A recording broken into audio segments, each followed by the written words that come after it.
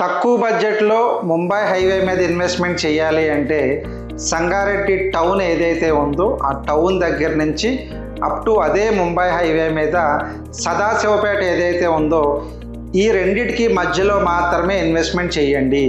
ఎందుకు చెప్తా ఉన్నాను అంటే రీజనల్ రింగ్ రోడ్ ఏదైతే ఉందో ఇక్కడ సంగారెడ్డి టౌన్కి సదాశివపేటకి ఎగ్జాక్ట్గా మధ్యలో వస్తుంది. సో దీనివల్ల సంగారెడ్డి టౌన్ నుంచి టువర్డ్స్ రీజనల్ రింగ్ రోడ్ వరకు గ్రోత్ చాలా బాగుంటుంది. సదాశివపేట నుంచి టువర్డ్స్ రీజనల్ రింగ్ రోడ్ వరకు గ్రోత్ కూడా బ్రహ్మాండంగా ఉంటుంది. ఫ్యూచర్లో ఇక్కడ ప్రాపర్టీ కొనడం వల్ల రీసేల్ వాల్యూ కూడా చాలా బాగుంటుంది. మీరు ఎక్కడో ముంబై హైవేలో కంకోలు, బుదేరా, ఆరూరు, జహీరాబాద్ ఈ సరౌండింగ్లో ఇన్వెస్ట్మెంట్ చేయడం వల్ల రీసేల్ వాల్యూ ఏదైతే ఉందో అనుకున్నంత ఫాస్ట్గా జరగదు.